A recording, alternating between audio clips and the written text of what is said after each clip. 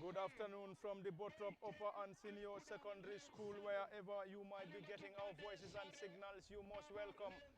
And welcome back to the National Athletics or Inter-Schools Athletic Championship.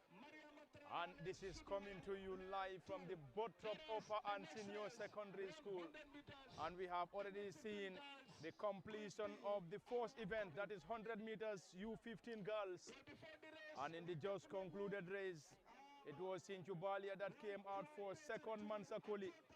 And in that group, we have Ami Jaju of Abuko, Adama Jaju New Covenant, Jenaba Sow of Mansakoli, Jenaba Krubali Kiti, Fatu Jalo of Sinchubalia came out first, Fatu Bintu Balde of Tanje, Fantanjai of Kafuta, and Sira Sabali of Kappa. And we have already seen the completion of that event. And we are now heading to Group B, where we have Mati Damfa of Farafenye, Fatu Job or Fatu M. Job of St. Vincent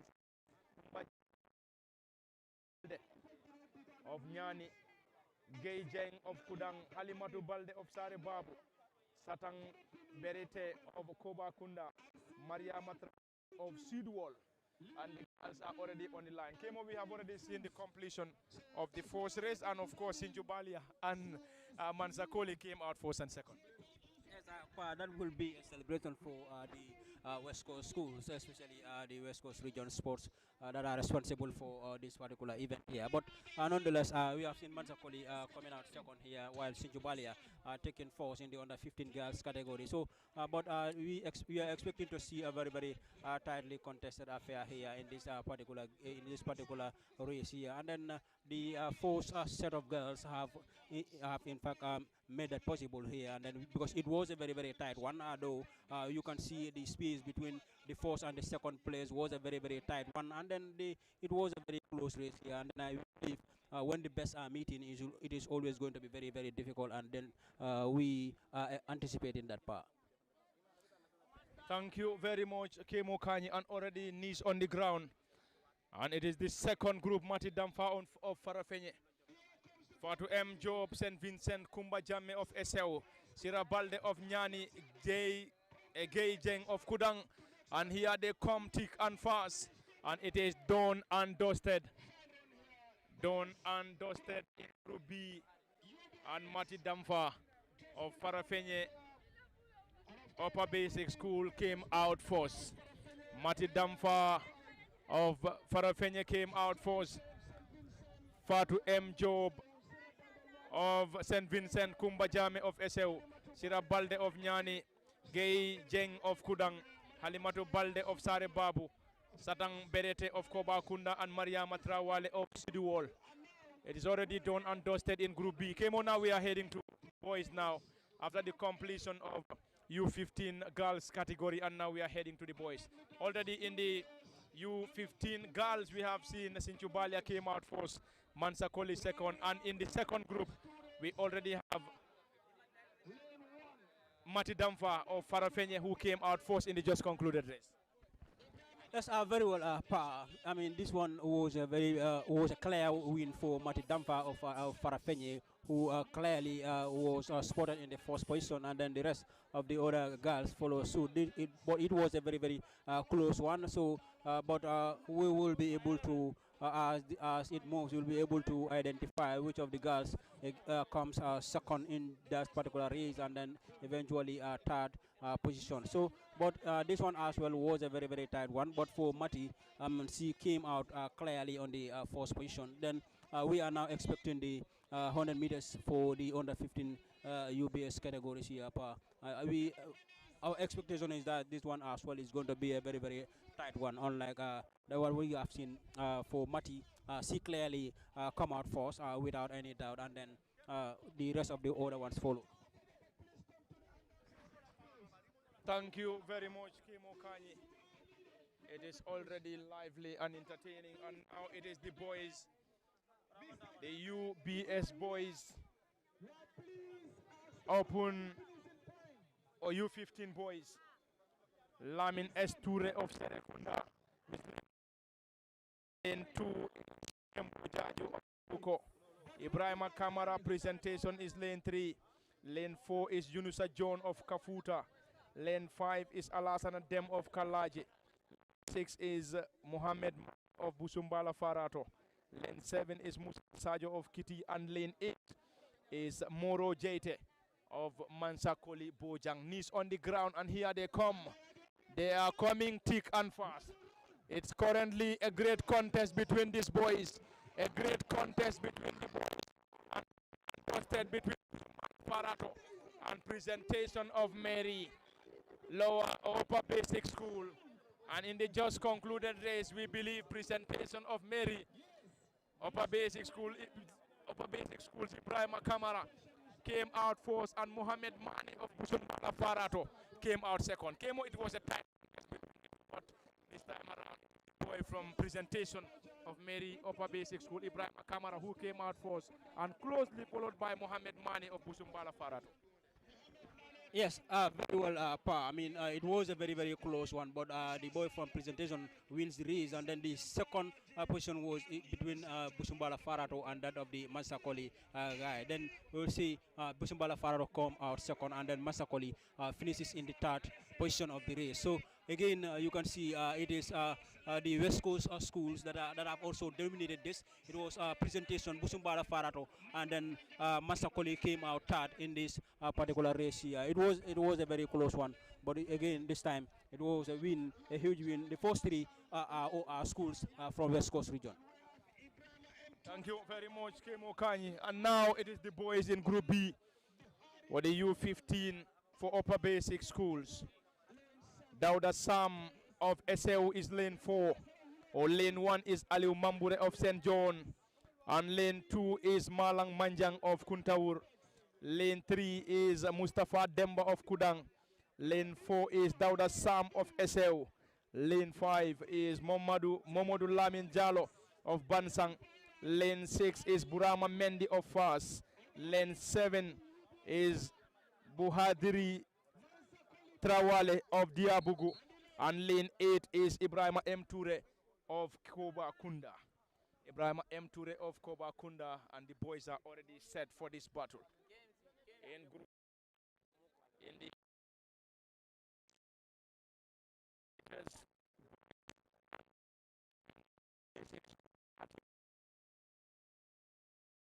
more interesting here. After the completion of the fourth event for the boys, we've already seen Ibrahim Kamara of presentation came out first, and Mohammed Mane of Busumbala Farato came out second.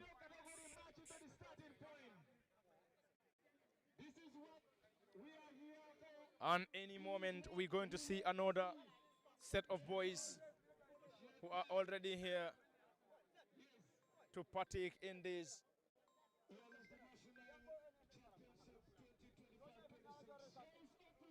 And now Dauda Sam of SAU, Burama Mendi of Fas, Aliu Mambure of St. John, Malang Manjang of Kuntaur, Mustafa Demba of Kudang, Mamadou Lamin Jalo of Bansang, Ibrahima M. Ture of Koba Kunda, and Buhadri Trawale of Diabugu.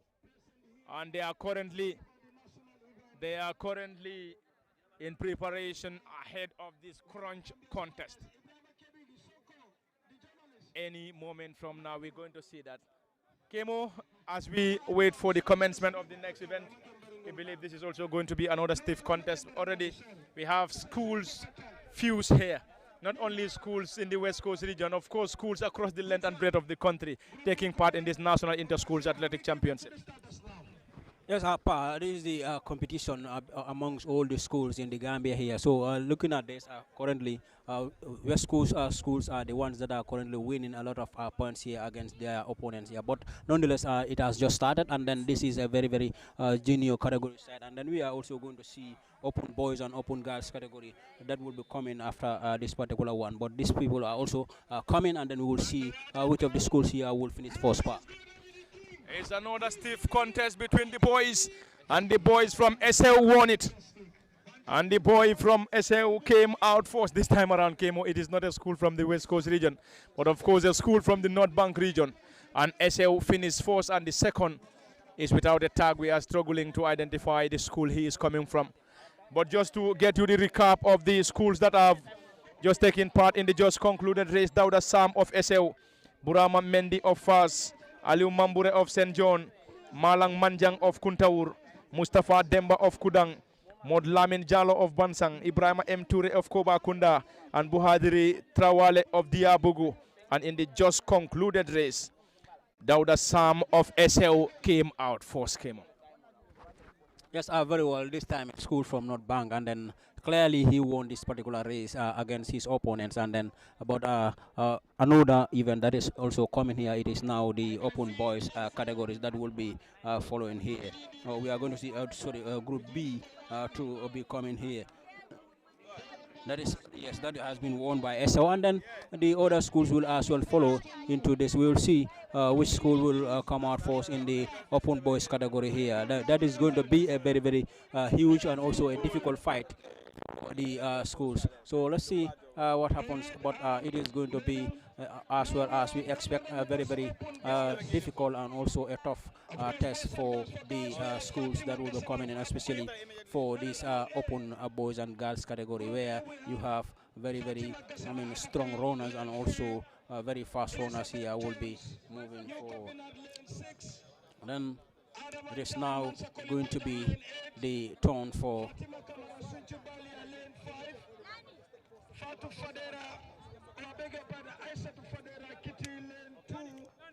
and then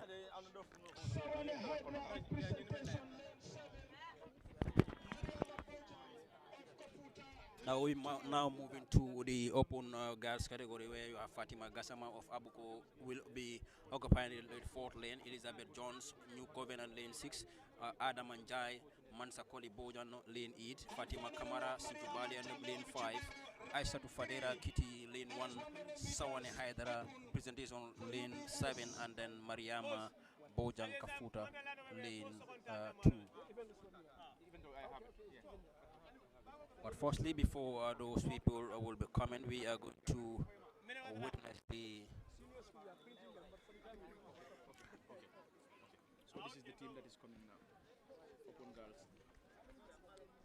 And then that of Mariama Jame of Jiboro will be occupying the third lane here. 8 schools will be coming from 8 schools, and then we will see which of the schools here. They are represented as by Abuko, New Covenant, Mansakoli, Sinchubalia, Kitty, Presentation, Kafuta, and that of Jiboro are the schools that will be coming in.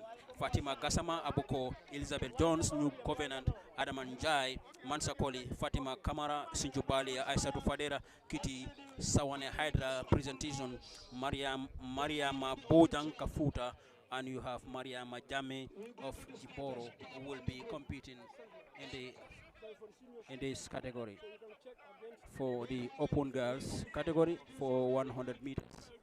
Here at the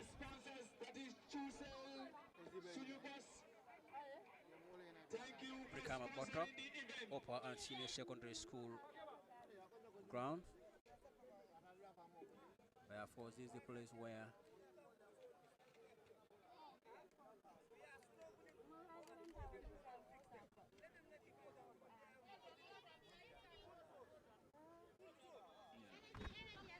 it is now the turn of open girls 100 meters for upper basic schools. Fatima Gassama of Abuko, Elizabeth Jones of New Covenant, Adamanjai of Mansakoli Bojang, Fatima Kamara of Sinchubalia, Aisatu Fadera Kiti, Sawane Haidara of Presentation, Mariama Bojang of Kafuta, and Mariama Jamme of Jiboro. And the girls are already set for this torsion. In case you're just joining us, you are reminded that this is coming to you live from the Bottrop Upper and Senior Secondary School football field. And it is the National Inter-Schools Athletic Championship. And schools coming from the 8 regions of the country are currently taking part in this National Inter-Schools Athletic Championship. And this is the biggest athletic showdown as far as schools are concerned. Upper and Senior Secondary Schools, to be precise. And Fatima Gassama of Abuko is already there. Elizabeth L. Jones, Adamanjai of Mansakoli Bojang, Fatima Kamara Sinchubalia, Aisatu Fadera of Kiti, Sawane Haidara of Presentation, Mariama Bojang of Kafuta, and Mariama Jame of Jiboro. And lane 1 is Aissatou Fadera of Kiti. Lane 2 is Mariama Bojang of Kafuta. Lane 3 is Mariama Jamme of Jiboro. Lane 4 is Fatima Gassama of Abuko. Lane 5 is Fatima Kamara of Sinchubalia. Lane 6 is Elizabeth Jones of New Covenant. Lane 7 is Sawane Hydra Representation. And the final lane is Adamanjai of Mansa Koli Bojang. And the girls in the open category for upper basic schools are already set. And any moment, if the green light is given from the men at the starting point, will surely get us on the way. Interesting already. And fans coming from different regions have already piled in here to watch this inter-schools athletic competition. And it is the National Inter-Schools Athletic Championship after the completion of the Regional Athletic Championship. West Coast had theirs at the Bottrop Upper and Senior Secondary School, or Region 2 West rather had theirs at the Bottrop Upper and Senior Secondary School, and Region 2 East had theirs in Sibanor, and Region 1 had theirs in Abuko, and the regions, all other regions had theirs at their respective regions. And here the biggest convergence is now at the Bottrop Upper and Senior Secondary School, where the schools are currently taking part in this inter-schools athletic championship in the national category. Here they come, Fatima Gassama of Abuko, Elizabeth Jones of New Covenant, Adamanjai of Mansa Koli Bojang, Fatima Kamara, and who is definitely going to win this remains to be seen, Dawn and Dusted. And we can confirm we are struggling with some of them. Some of these schools are without tags and really struggling to identify which of these schools they're coming from.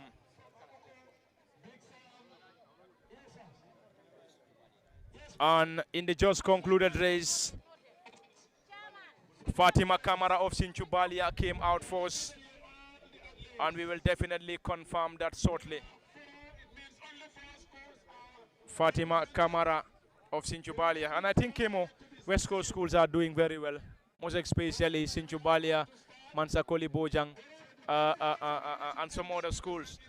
And looking at the way they are going, I think schools in West Coast region probably might dominate this athletic championship. Yes, very well. Currently, they are the schools that is currently dominating this particular race here, and then winning again. This time you have seen there is a Sinchubalia again, and then you have a presentation is also there as well. So these are schools from the West Coast region, and then in the previous race that we have witnessed here before this particular one, and then we have also seen those races are also been dominated by the schools from the West Coast region. But nonetheless, the national athletes, and then this can be a ground for the National Athletes Championship as well to actually scout very good athletes for the nation, and will be competing in the international level eventually. So this here is not the topic for this particular that will find their way into this particular position or second or third places here. They can make their way up to the national representation stage. So it depends on their commitment, and also also their commitment, and also the hard work that they will attach to this particular event. And also after this particular one, when they eventually get themselves succeeded and then moving forward, they can also be motivated and then move their way to the other national leagues, and then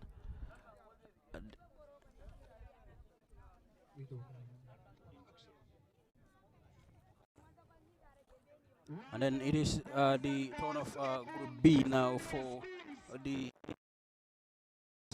Jenaba Sankare Farafenye will occupy Adama Fati from Soma, lane 4, and Binda Sar Esau, lane 5, Hawandau Panchang, lane 1, Ramatullah Bah Sare Babu, lane 7, Sering Kamara Sololo, lane 8, Haja Sanyang Haja Sanyang Fatoto lane 6, and then you have Hawa Gajibo Numuyel lane 3. So these are the schools that are represented in this group. It's Farafenye Soma SO Panch, Sare Babu Sololo Fatoto and Numuyel, and then they are represented again as Geneva Sankare for Farafenye, Adama Fati for Soma, Bintasar for SO, Hawandau Panchang, Ramatulai Bah, Sare Babu, Sereng Kamara Solulu, and we have Haja Sanyang Fatoto and Hawa Gajiko for Numuyel. Soon they will also kickstart, but as for now we can only spot 4 schools there, not the entire 8 schools that should be represented here, reported to the starting 11. It is going to be, and then the 100 meters open boys category here, and then we'll see which of the schools here will also make their way and then eventually get themselves a success in this particular group. Can you please report to the starting point? It is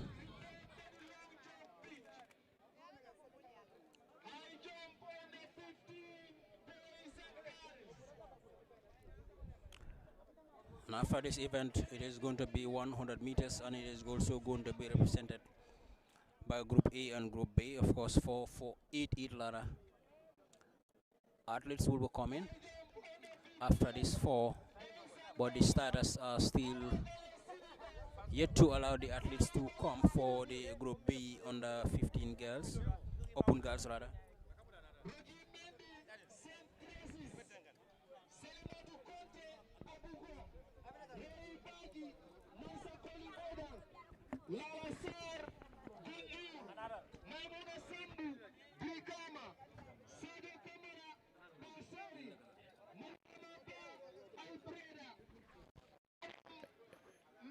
It is now the second group for open boys for upper basic schools.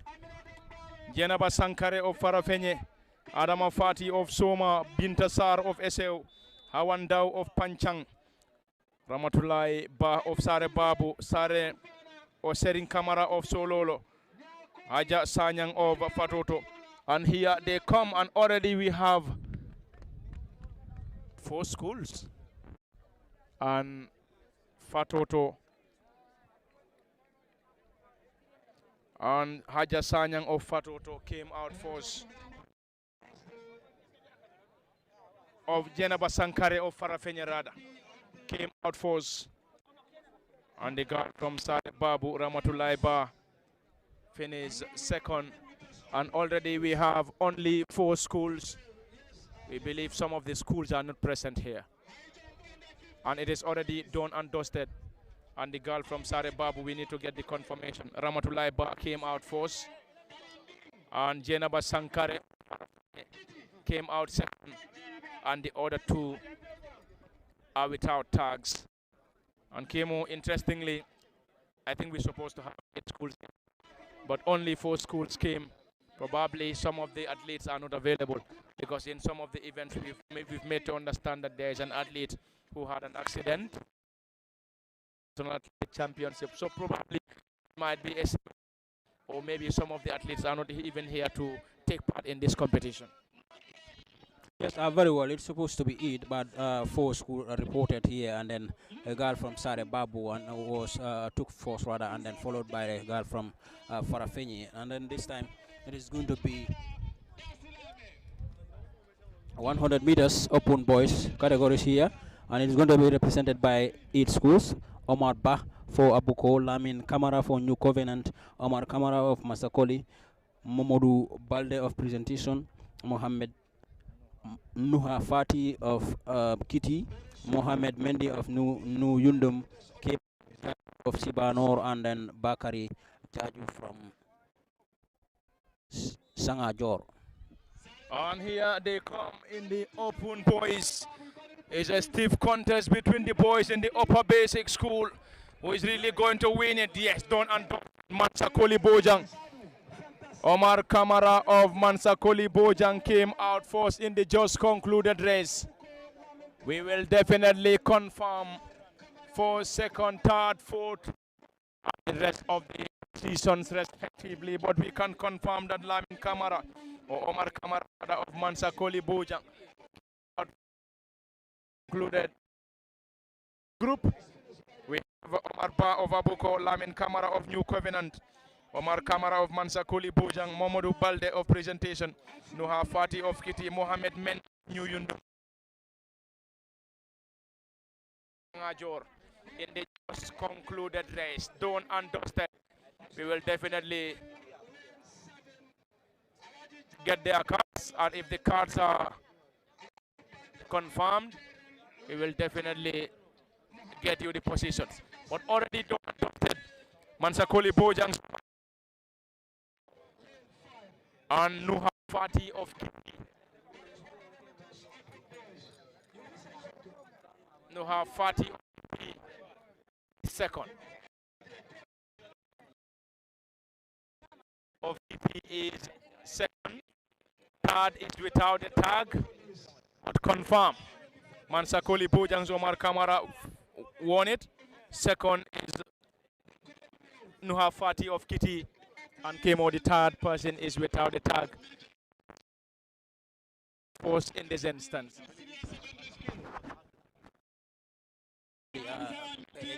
This Omar Kamara, he has done very well for the regional heats here, and then again we have seen him in his first event. He came out in the first position for Mansakoli, and then the Kitty second of the schools as well follow, because I mean we got by some of the schools here because rather very difficult for us to identify them, but nonetheless it is Mansakoli that have won this particular race here, with Omar Kamara been doing in the regional hits here, and then again he is doing a replica, or he has done a replica of what he has been doing here for during the regional hits here, and then again it is now going to be the turn for the group B, and it is going to be Ansumana Jawara of Kerawan,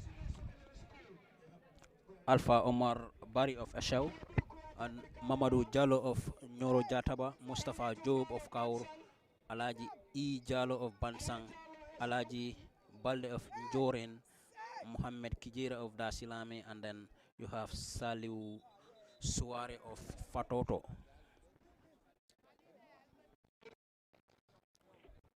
They are about to begin, and already I believe there is a false start there, or perhaps they want to get the mic silence before the athletes will be given the green light to start the event. And athletes has been disqualified there for a false start on lane 8. I think so much has been booted out due to false start, and here no mercy for victims. So now it is Ansumana Jawara of Kerewan, Alpha Omar Kamara of Eseu, Momodu Jallo of Nyoro Jataba, Mustafa Job of Kaur. Here they come in the open boys 100 meters. Group B done and dusted. And the guy from Kerewan, Ansumana Jawara, came out first, Kemo, in this keenly contested 100 meters for open boys in the upper basic schools. So we will definitely confirm the rest. But of course, as confirmed, the boy from Kerewan came out first. And you could see after the completion, he had to hug his fellow North Bank region colleague. It was a keenly contested one, but unfortunately for the rest, Ansumana Jawara of Kerewan finished first in the just concluded race. Yes, again, this time for him, it was a very clear win for him. And then he came out clearly on the first position, and then the rest of the schools as well. So, as the final day, I believe we are going to see a very, very interesting race here, because the best will be moving towards the final day, and then when all best athletes meet, it's always very challenging for the rest of the athletes who will be there. Some athletes can can underperform in the first day, and then as it moves towards the day, they can improve on their starting line. And then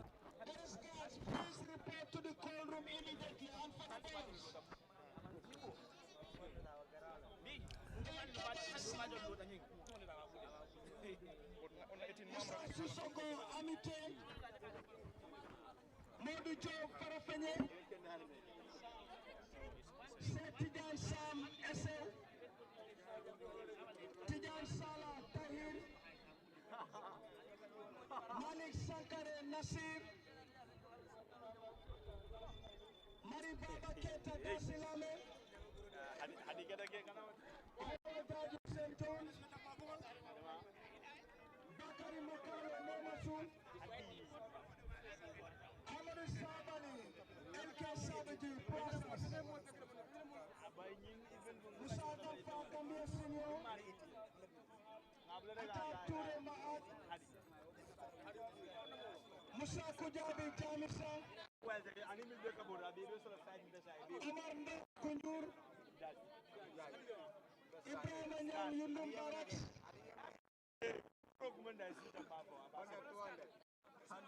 we have that at the table, we'll get them for you. So please go to the call room immediately.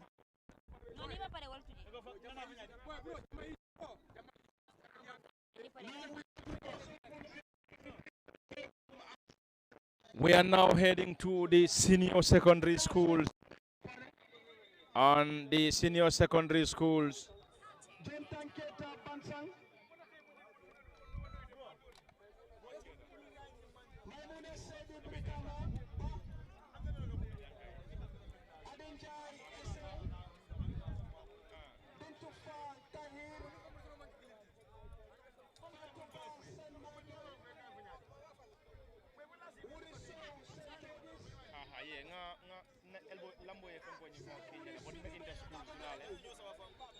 so but ni settled, I'll get back to him. Sire Koli Mayo,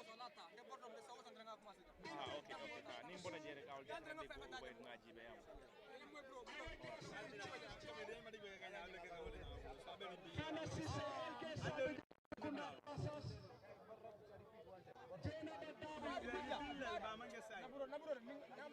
We are now heading to the senior secondary schools and the U18 100 meters under 18 girls.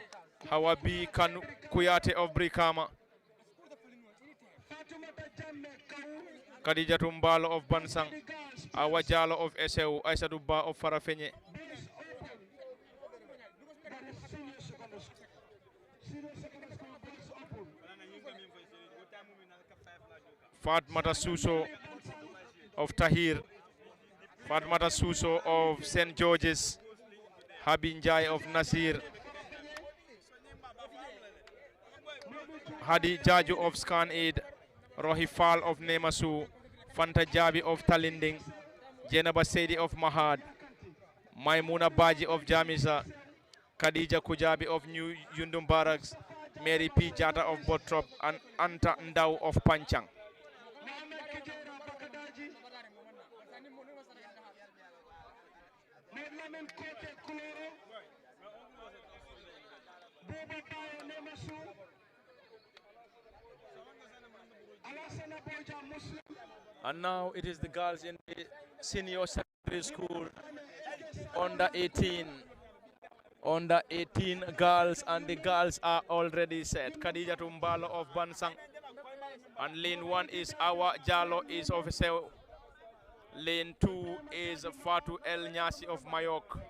Lane 3 is Aissatou Ba of Farafenye. Lane 4 is Habinjai of Nasir. Lane 5. Lane 5, we have to confirm that, is Fanta Jabi of Talinding. Lane 6 is Khadija Kujabi of New Yundum or Yundum Barracks. Lane 7 is Mary P. Jata Botrop. And lane 8 is Fatmata Suso of St. George's.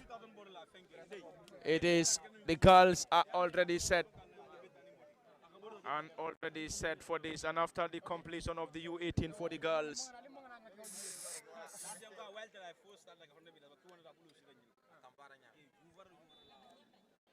and that is just the commencement. And here they come in the U18 for senior secondary schools. And here it is a stiff contest. It is a stiff contest. And somebody has defeated Hadi Jaju in the just concluded race. And Hadi Jaju has been beaten. And Hadi Jaju has been beaten. And somebody has beaten Hadi Jaju here. Yeah, we just have to confirm that. And we just have to confirm the school she came from. And Hadi Jaju has been beaten. And Hadi Jaju has been beaten. And now there seems to be a new champion, Kemo. Kemo, I think Kemo, the biggest surprise in the U18 for the girls is that Hadi Jaju of Scan 8 has been beaten.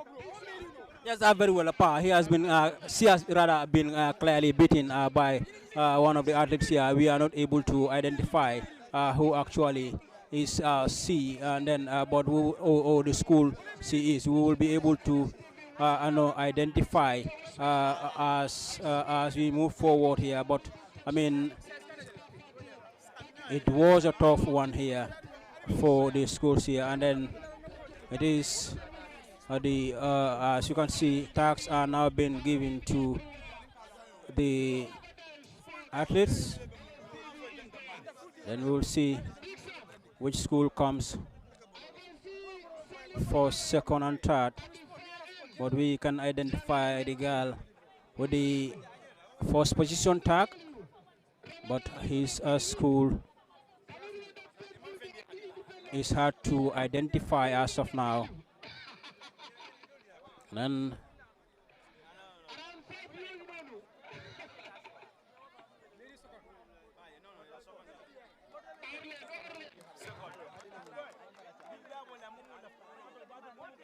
Hadi Jaju of Scan Eid comes second in the race. Thank you very much, Kemo, and we have already seen an interesting one. And in the just concluded race, we've just seen the completion.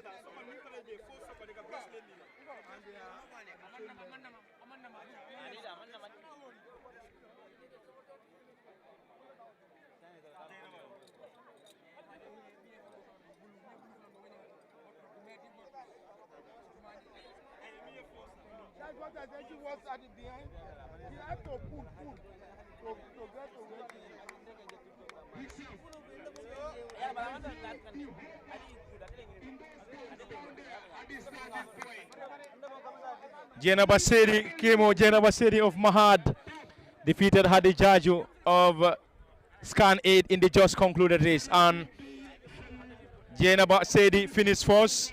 Hadi Jaju came out second in the just concluded race. And we are now heading to Group B.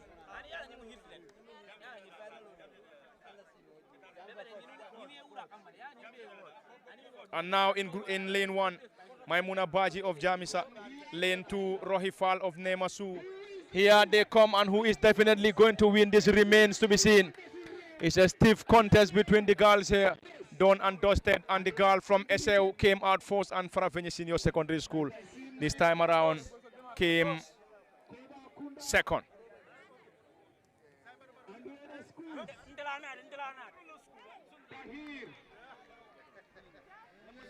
And done and dusted. And in the just concluded race,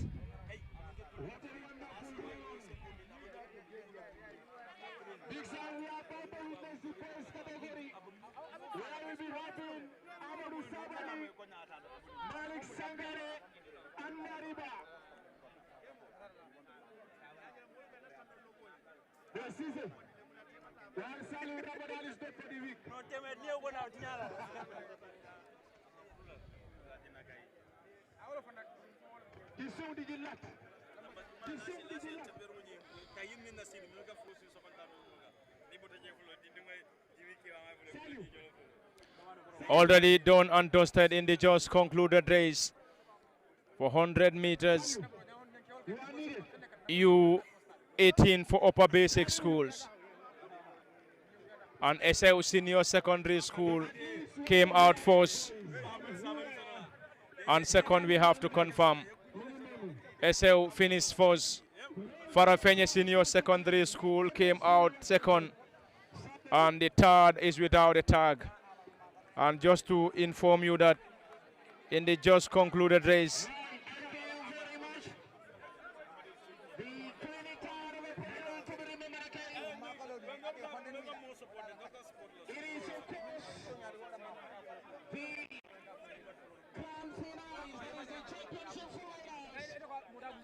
and now heading to U18 for senior secondary schools, and in Group A, Ngai Kebe of Sambang, Musa Sisoho of Amitage, Modu Job of Farafenye, Sheikh Tijan Sam of SL, Tijan Sala of Tahir, Malik Sankare of Nasir.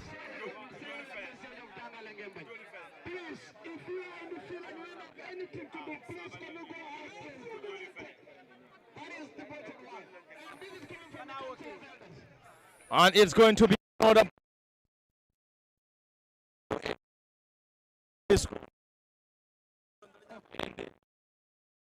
school U18 for the boys. On any moment from now, it's going to be a stiff one.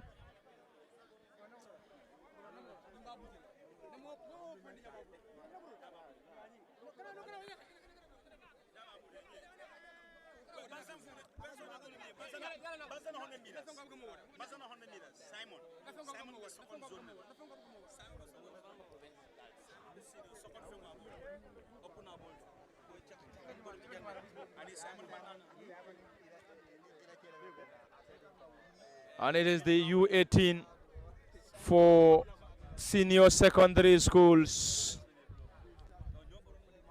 for the boys. Done and dusted in the girls category, and it is now the boys.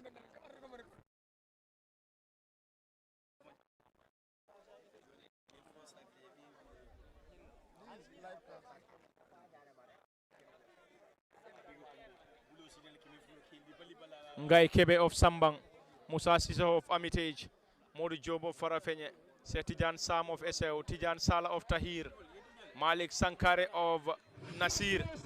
And that is the contest between the boys and the senior secondary schools. And done and dusted. And already done and dusted.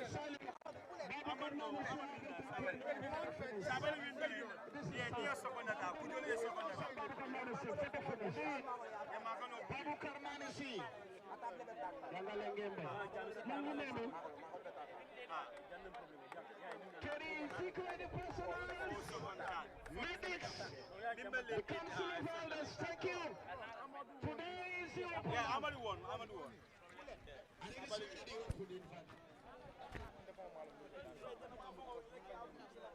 This one, guys, we will separate the boys from the men. The cup reporters, sport journalists, QTV, Mappers, Community, Sakib as well, Parliament Fatih,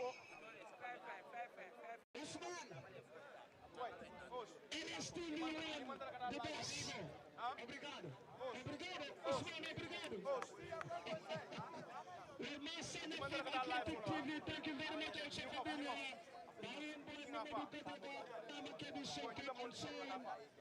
The media present here, we thank you so much for coming.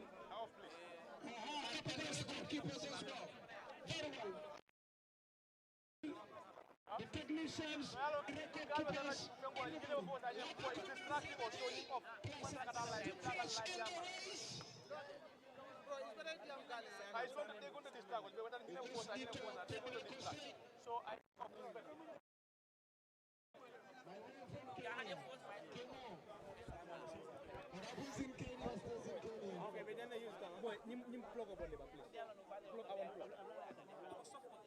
going to the status now.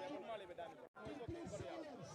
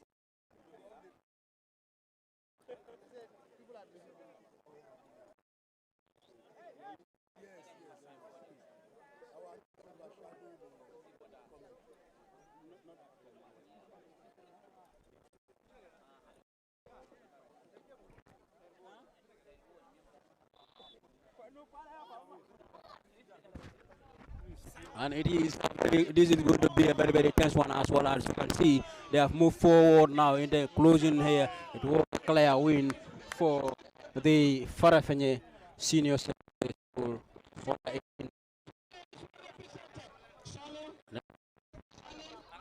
We'll see. It is the under 18 boys, and then this time again, it's been won by Farafenye. Then about 3 of the events that have been competed here have been won by this particular North Bank school. I believe Farafenye is also at some very, very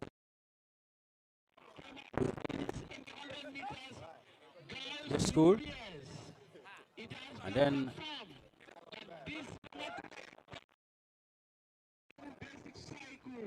participated for Region 5 South during the independence in the lower basic athletics. She is therefore disqualified for this event, and as a result, Jainaba Sankare from Farafenye is now first, Sire Kamara from Cholola is second, and Hajat Sanyang from Patoto is third. We are not compromising any form of cheating here. The next will be announced soon. Thank you. Thank you. Yes, thank you very much. Head of competition. Oh boy. Sorry, Babu. I know the place. There's an event coming. You are there. Let's go to the starter salute.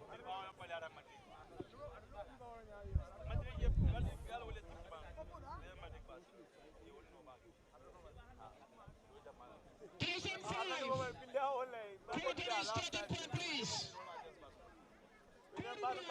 Excuse me.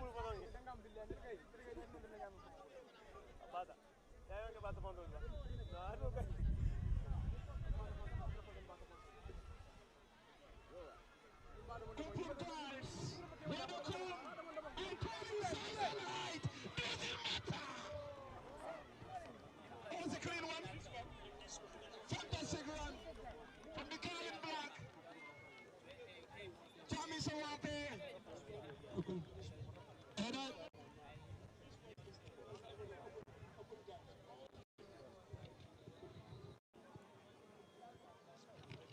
All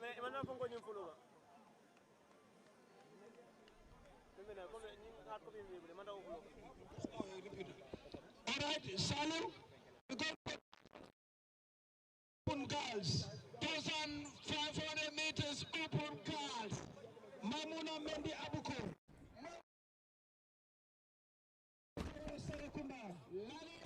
Hey, Barcelona. Baza.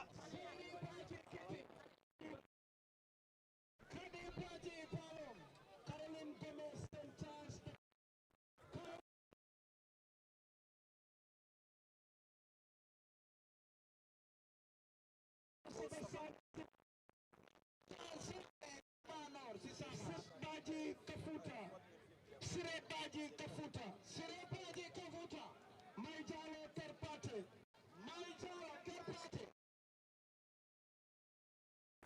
Mahanu Jalo Quina,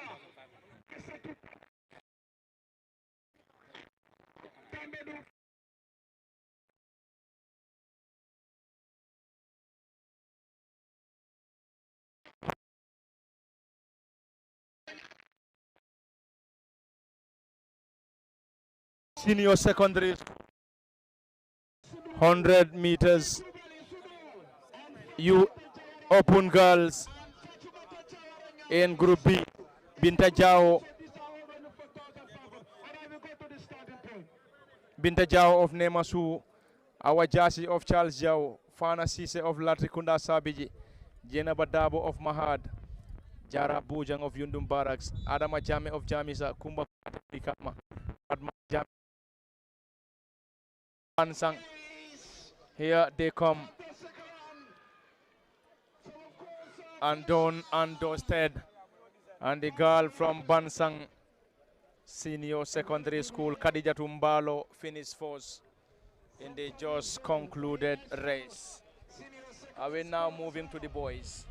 We are now moving to the boys in the Senior Secondary Schools Open Boys. Baba Bayo Nemasu, Alasana Bojang Muslim, Mamadou Fanda Sabiji, Abdullah Bojang Yundum Barracks, Mafuji Dabo Ol Yundum, Ibrahima Jaju Mahad, Famara Tamba Brikama, Malain Jame, Karantaba, and Musa Sisoko of Armitage in the just concluded race. Bansang Senior Secondary School finished fourth and struggling with the other schools aren't very visible. It is done and dusted. And now it is now Open Boys. Open Boys semi-final one. Baba Bayo of Nemasu, Alasana Bojang Muslim, Mamadou Fane Latrikunda Sabiji, Abdullah Bojang Yundum Barracks, Mafuji Dabo Ol Yundum, Ibrahima Jaju Mahad, Famara Tamba Brikama, Malayan Jame of Karantaba, and Musa Sisaho of Armitage. And already knees on the ground. The boys are already set for another battle. And in case you're just joining us, this is coming to you from the Bottrop Upper and Senior Secondary School in the National Inter-Schools Athletic Championship, which is currently underway. There must be a false start. There must be a false start. Must be a false start. And already the athlete to confirm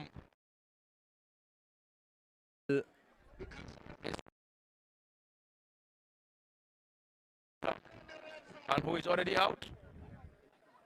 Red card. A card is already shown. A card already shown, and already somebody has been disqualified. Yes, very well again, and then this is the second red card that has been shown here, and then one of the athletes again has been disqualified here again. He will not be taking part in this, and then he is the athlete currently on the 7th lane, and then he will be disappointed that he's not. He is prepared for it, and then again another false start here again. You wouldn't know.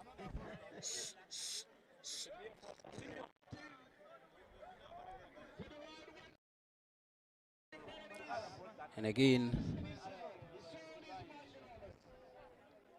another false start.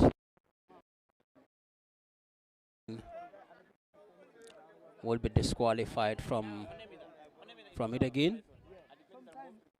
Oh, it comes. No, there isn't a false start. It is the starters that would want to make sure they are ready before the athletes are given the green light, and then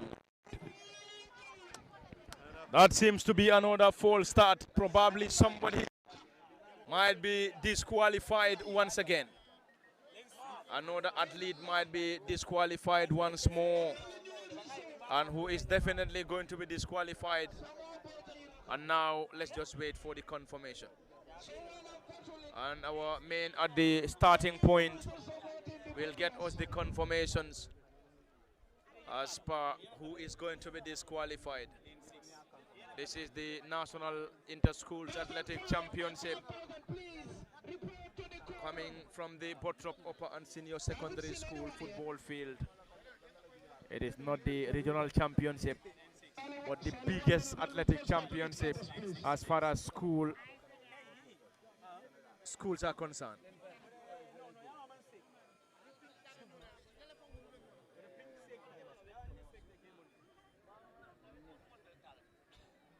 There's another athlete disqualified, and they have to be cautious.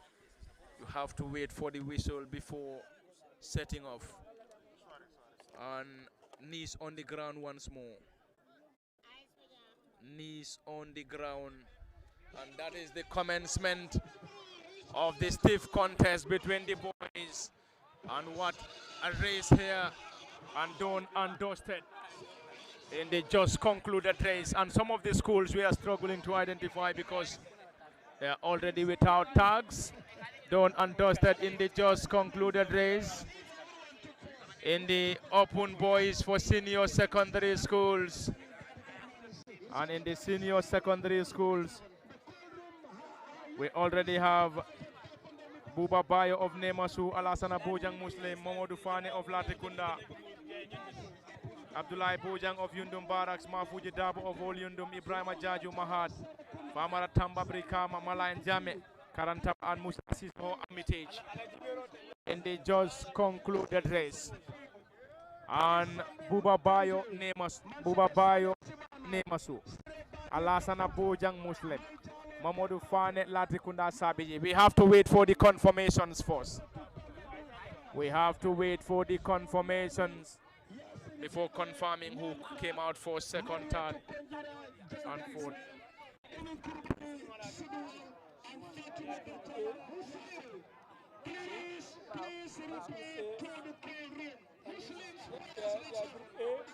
Boys, girls, A boys, girls, boys.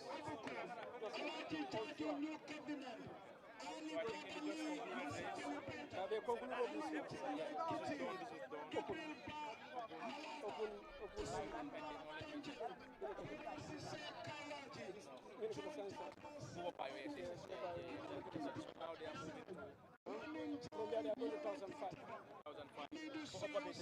so Sunday Fendula come. Roman attack reverse. So that means these are the boys.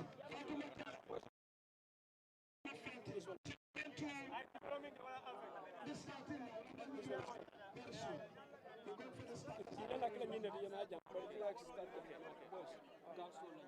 So near Jibe Combo School will one group for his province school another group. If you look at And now it's another 100 meters for open boy Simon Mendy of Bansang. For the Konjira of Amite, Tijan Jane of Farafenye, Modu Jawara of Tahir, Amadou Yankati of Eseu, Mustafa Jadama, St. George's, and Mohamed Kijera Bakadaji, Modlamin Kote of Kuloro. That seems to be another false start, Kemo. Is there any false start once more? We have to confirm that shortly. We have to confirm. And the boys that are already in preparation is Simon Mendy of Bansang for the Konjira Amitage, Tijan Jane of Farafenye, Modu Jawara Tahir, Amadou Yankati of Eseu, Mustafa Jadama of St. George's, Mohamed Kijera of Bakadaji, and Modlamin Kote of Kuloro. And knees on the ground for another stiff contest for the senior secondary schools open boys. Knees on the ground. Came already there is somebody who is disqualified for a false start. But we can confirm the athlete. And already we have lane 7 is Mohamed. Is it Mohamed Kijera? That seems to be. There is no lane 7. And lane 7 here is Mohamed Kijera. Anyway, let's just wait and say it is here they come. Coming thick and fast in this keenly contested class. And the boys and the boy from Tahir has just won it. And Modu Jawara of Tahir came out first. Modu Jawara of Tahir finished first. We have to confirm the second, third, fourth, and fifth respectively. Yes, very well. I mean, a boy from Tahir has now finished this on the first position here clearly, and then followed by some other schools as well, and then the rest of the schools will also follow. And then currently the judges are trying to review the footages and then determine the second, third, and then fourth place here in this race here. We will see what happens here, or we'll see who comes first, second, and third. The one comes first is from Tahir, and then we'll see the second place has also been given, and then the third place is from Bansang. Then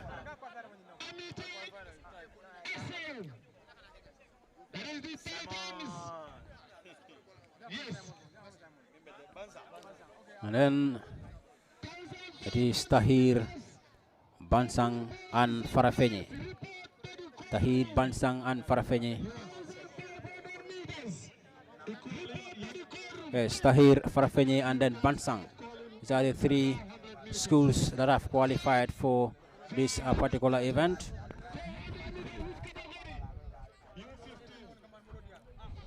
And now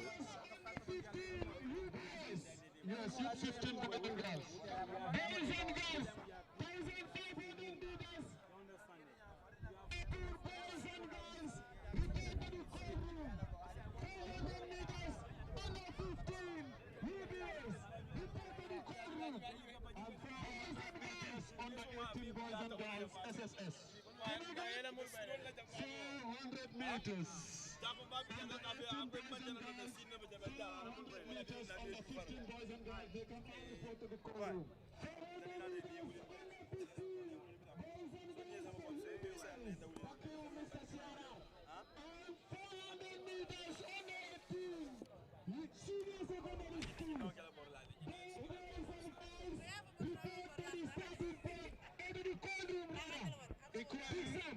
Equally, long jump, boys and girls open senior secondary school, let them report to the long jump pitch for registration. Long jump, please report to the long jump pitch for senior secondary schools, open boys and girls. Registration is on. On 400 meters, U15 boys and girls should report to the starting point, and also we're having long jump and high jump going on simultaneously from the Bottrop Upper and Senior Secondary School. It is the National Inter-Schools Athletic Championship, and it is already lively and entertaining already, with a huge turnout at the Bottrop Upper and Senior Secondary School for the 2026 edition of the National Inter-Schools Athletic Showdown.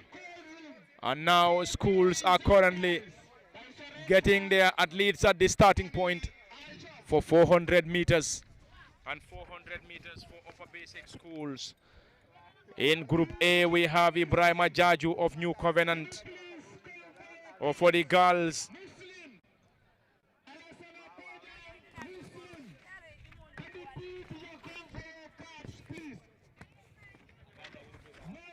let's get the 400 meters again. 400 meters, Salimatu Conte of Abuko, Adama Conte of Serekunda,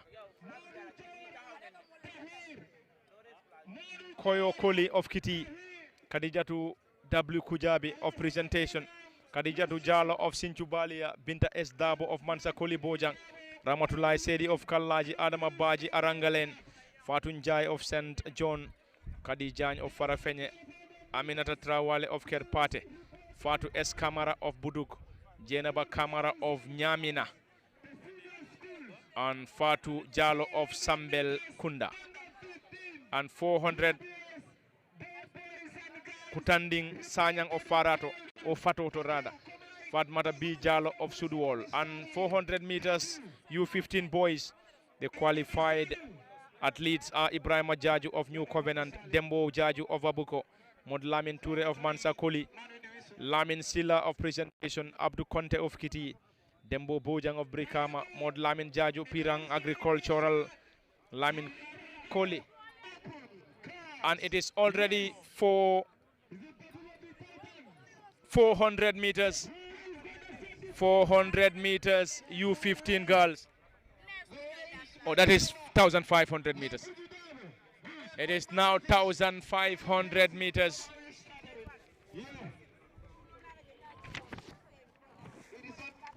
When am I going to finish school? But how am I going to finish school? That is the most important thing. The green flag says It's now 1,500 meters. Open girls. 1,500 meters. Maimuna Mendi of Abuko. Lalia Jawara Serekunda. Seni Baji Kitty. Kadi Baji Palum. Caroline Gomez, St. Vincent de Paul. Or Caroline Gomez of St. Vincent de Paul. Kadi Sambu Tanje. Mansata Sane Sibanor. Sire Baji Kafuta. Mai Jalo Kerpate. Mahani Jalo Kuinala. Aisatu Tambedu Fas. Adama Sow Nyani. Yasin Jalo Nyamina. Mariatu Konjira Janjambure. Umi Kurubali Sudwol. And Fatmata Jawara of Nyakoi. And currently 1,500 meters open girls is currently underway. 1,500 meters is currently underway. And Kemo, this event needs a lot of energy for the athlete to be able to complete it. Yes, very well. They need energy for this, and I believe they are trained for it. So this is why. And then before coming here, their respective school head coaches will be making sure that they are well prepared, and then trying to make it so they are when they are represented here at the and then you can see, and then we are seeing two of the schools that are currently leading here.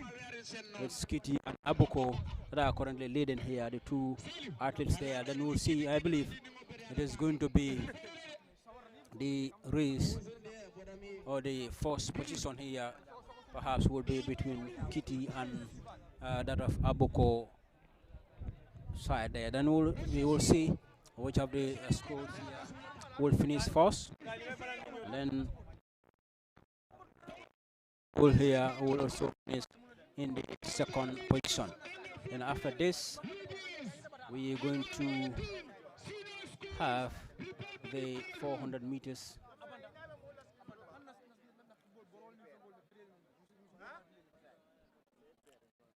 Currently, it is still the race is still between Abuko and Kitty.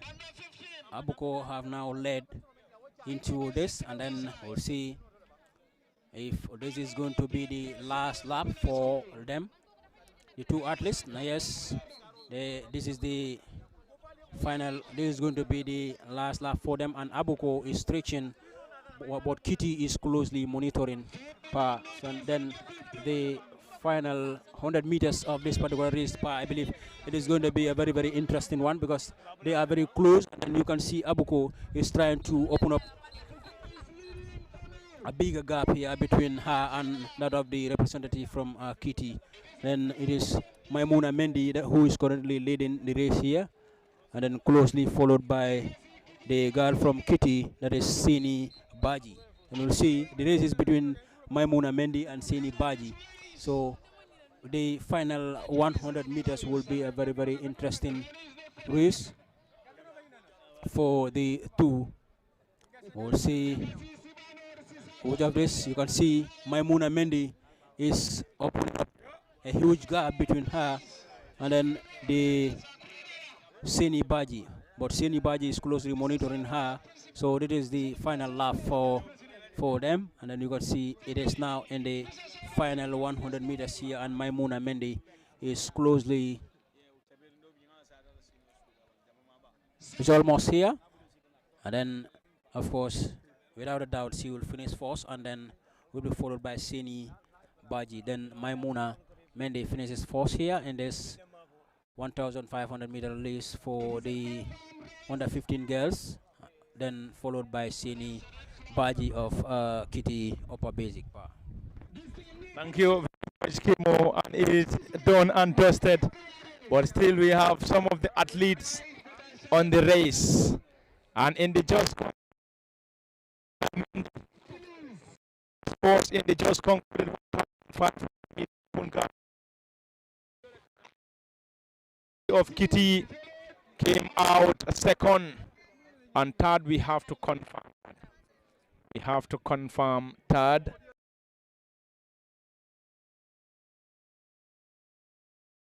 Tirabaji of Kafuta.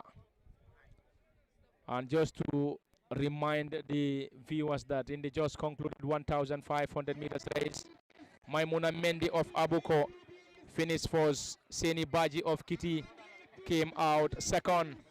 And the athletes that took part in the 1,500 meters open girls, Maimuna Mendi of Abuko, who came out first. Lalia Jawara Serekunda, Seni Baji Kitty came out second. Kadi Baji of Palum, Caroline Gomez of St. Vincent de Paul, Kadi Sambu of Tanje, Mansata Sane of Sibanor, Sirabaji of Kafuta, Mai Jalo of Kerpate, Mahani Jalo of Quinala, Aisatu Tambedu of Fas, Adama Sow Nyani, Yasin Jalo Nyamina, Mariatu Konjira of Janjambure, Umi Krubali Suduwol, and Fatmata Jawara of Nyakoi. And now we are moving to 1,500 meters open boys for upper basic schools, and 1,500 meters Abubakar Fati Abuko, Alaji Jajuk New Covenant, Ali Baba Lee Mansakoli Bojang, Ali Ujame Kiti, Jibril Ba Malada, Usman Ba Tanje, Bora Sise Kallaje, John Jata of St. Edwards, Omar Kinte of Eseu, Lamin Njai of Nyoro Jataba, Hamadou Sow of St. Vincent, Amadou Wan of Chamen, Mamadou Jalo of Dankunku, and Mamadou Saliu Jalo of Nyamina, Adama Fati of Nyakoi, and Aliu Jao of Fatoto.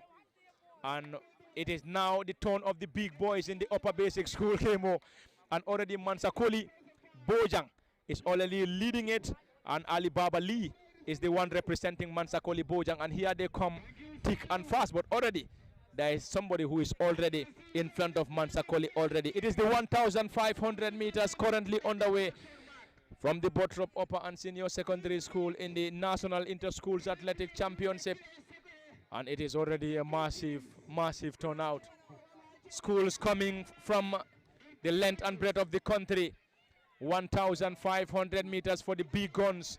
The big guns in the upper basic schools. Kemo, this is going to be a keenly contested class, as already the boys across the length and breadth of the country are tussling or battling for the crown in this ongoing, or in the ongoing 1,500 meters for open boys. Yes, very well. It is not going to be an easy one already. You can see they are now in the final two. Then after completing, when they reach at our end here, they will be running for two more laps, two more. Around the field before they complete the race here. But it is for the final lap, and then the final 100 meters here, or 200 meters, in fact, will be a very, very interesting race between the two. But we will see. Between the schools that are represented here. But we'll see which of the schools here will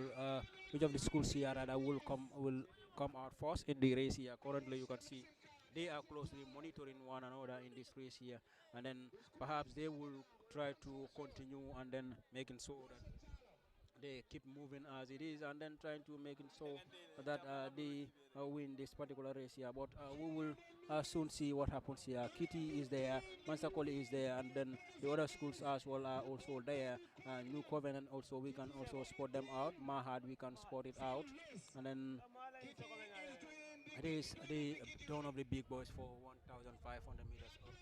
It is not going to be an easy one. And then Nyakoi also is here, but he is currently behind this, far behind these particular ones here. Then we'll see.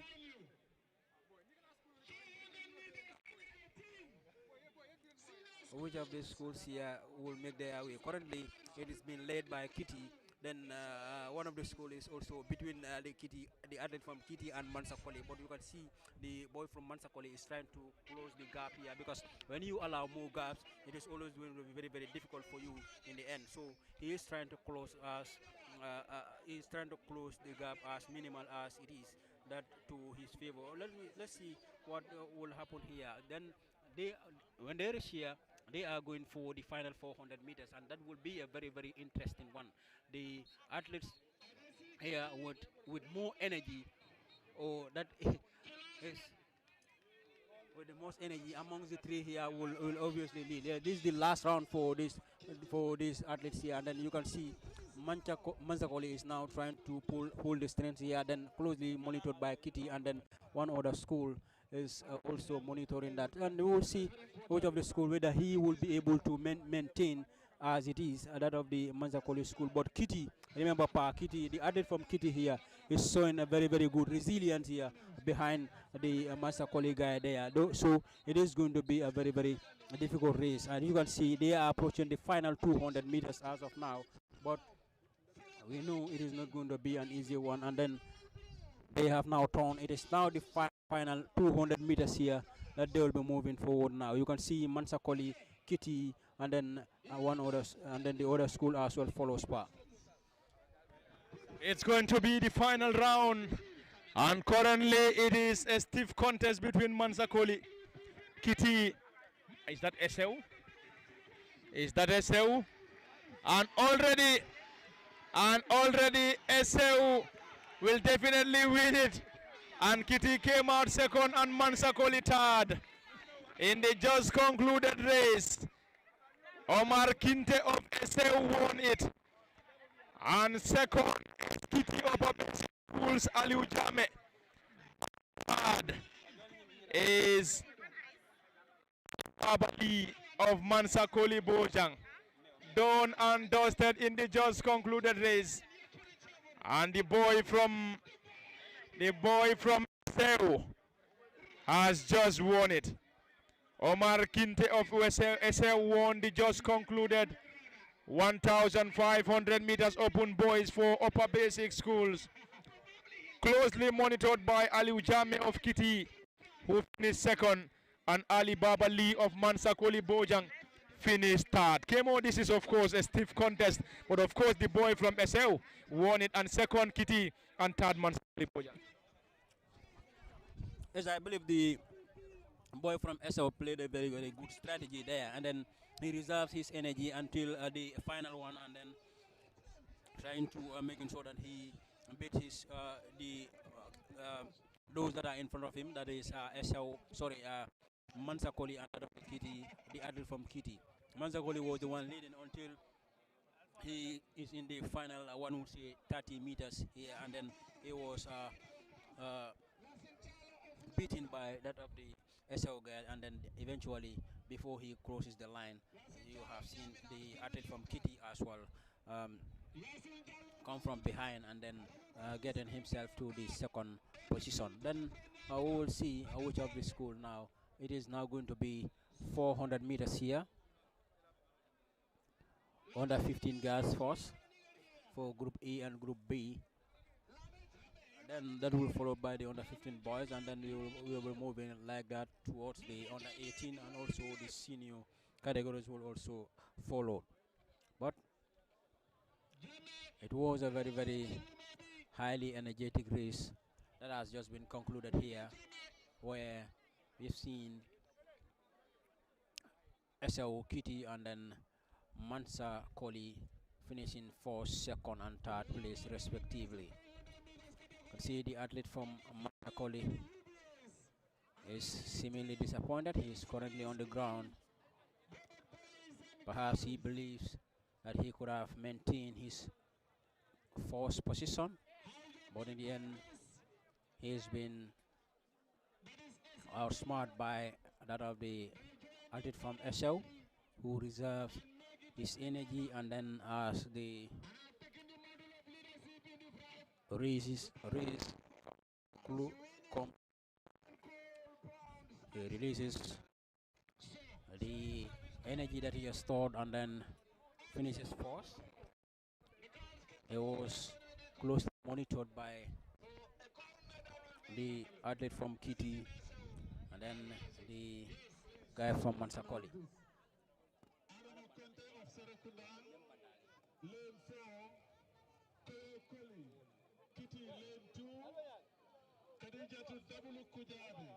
Presentation lane 5, Khadija Tujalo, Sinchu Balia lane 1, Binta S. Dabo, Manzakoli Bojang lane Omar Kinte finishes fourth, and then he was followed by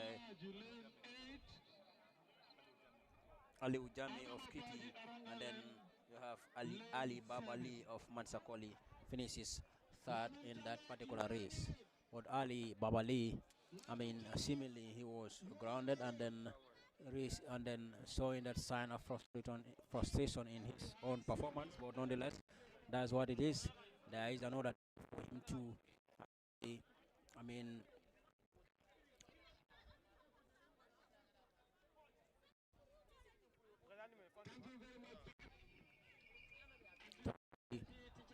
made what did not go right for him in this fourth day here. He has the second day, third, and also the fourth day if he's able to go up to that particular level. But we'll see.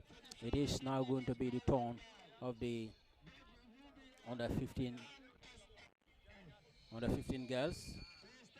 It's going to be 400 meters. It's represented here by Adama.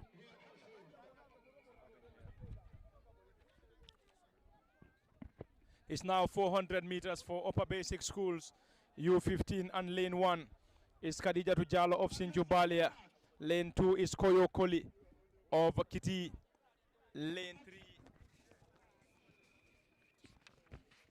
3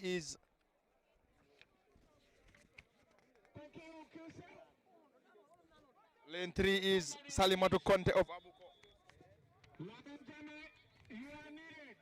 Lane 4, Adama Conte of Serekunda. Lane 5, Khadijatu W. Kujabi of Presentation. Lane 6 is Binta S. Dabo of Mansakoli Bojang. Lane 7 is Adama Baji of Arangalen. And lane 8 is Ramatulai Sedi of Kanlaje.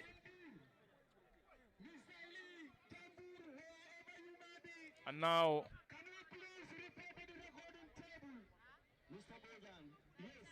lane 1, Khadijatu Jalo Sinchubalia. Lane 2, Koyo Koli of Kiti. Lane 3, we will come to that. Lane 4, Adama Conte Serekunda. Lane 5, Khadijatu W. Kujabi of Presentation. Lane 6 is Binta S. Dabo, Mansakoli Bojang. Lane 6, Binta S. Dabo, Mansakoli Bojang. Lane 7 is Adama Baji Arangalen. And lane 8 is Ramatulai Sedi of Kanlaje. Already, the girls are on their knees, and this is Group A. We will now move to Group B. After the completion, Kemo, this is 400 meters, and of course, that is once round the field. Yes, once round the field, it's an energetic race here. Then we'll see which of the schools here will be able to finish first in this particular race here. But as I've always mentioned, the final 100 meters will be a very, very interesting one, and then we'll see which school will do the needful for their sides, and then eventually, which athlete will do the needful for their side, and then eventually qualifying themselves to the other one. Then we'll see what happens here as it is still moving forward here. And you can see athletes are still moving forward. Then the guy from the guy rather from Sinchubalia is closing the gap here, but that is going to be a very and moving forward coming here. It is going to seeing one of the girl here has finished first, but then it is Mahad, Kitty and Ma. It is already done and dusted in the just concluded race, and the one who finished first, we can't confirm. Presentation, Khadijatu W. Kujabi of Presentation finished second, and Koyo Koli of Kitty came out third. And the winner we can't confirm because there is no tag in the just concluded 400 meters U15 for upper basic schools, and of course girls to be precise. In case you just joining us, you are reminded that this is coming to you live from the Bottrop Upper and Senior Secondary School football field, and the Athletics Championship is coming to you live on LSTV. In the just concluded race, The winner we can't confirm because the tag is not on her. And Khadija to W Kujabi of Presentation finished second. Koyo Koli of Kitty finished third. And the rest of the others, some without tags, which is making it tough for us to identify the schools they're coming from. But just to recap the schools that have just taken part in the just concluded race: Adama Conte of Serekunda, Koyo Koli of Kitty, Khadija to W Kujabi of Presentation, Khadija to Jalo of Sinchubalia, Binta S. Dabo of Mansakoli Bojang, Ramatulai Sedi of Kallaji, and Adama Baji of Arangalen. And now we are moving to another group. And lane 1, Fatu Jalo of Sambel Kunda. Lane 2 is Fatu Njai of St. John. Lane 3, Khadija of Farafenye. Lane 4 is Fatmata B. Jalo of Sudwal. And lane 5 is Jainaba Kamara is Nyamina. Jainaba Kamara of Nyamina. Lane 6 is Fatmata of Buduk. Lane 7 is Aminata Trawale Kerpate. And lane 8 is Kutanding Sanyang of Fatoto. And the girls are already set for this event, which is 400 meters, Group B and U15 girls upper basic schools. In Group B, Fatun Jai St. John, Kadi Jan Farafenye, Aminata Trawale Kerpate, Fatu S. Kamara Budok. Here they go. Jenaba Kamara Nyamina, Fatu Jalo Sambel Kunda, Kutanding Sanyang Fatoto, Fatmata B. Jalo Sudwal. And here they go. The 400 meters for upper basic school girls U15 is currently underway. And the girls are moving thick and fast. And in this event, you need a lot of energy. You need a lot of energy to be able to complete this. And after the completion of the 400 meters in the girls category for upper basic schools, we will move to the upper basic school 400 meters U15 boys. And here they come, 400 meters under 15. Fatunjai St. John, Kadi Jan Farafenye, Aminata Trawale Kerpate, Fatu S. Kamara Buduk, Jenaba Kamara Nyamina, Fatu Jalo Sambel Kunda, Kutanding Sanyang Fatoto, Fat Mata B. Jalo Sudwal. These are the girls that are currently taking part. And here they come. Here they come. Who is finishing for second, third, and fourth. And already done and dusted. All right, Group B. Are you here? Group B. We are struggling with the writings behind them. We are struggling. And the girl from Farafenye finished second in the just concluded race, and we are struggling to identify some of them.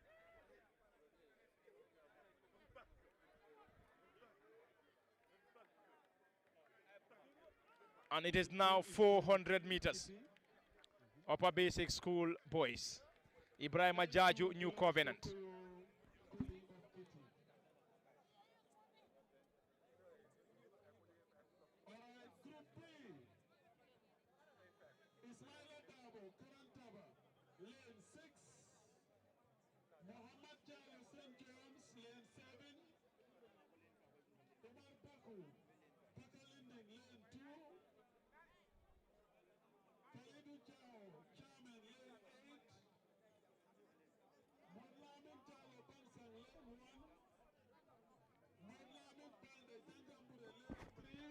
It is still 400 meters, and now the boys will take center stage.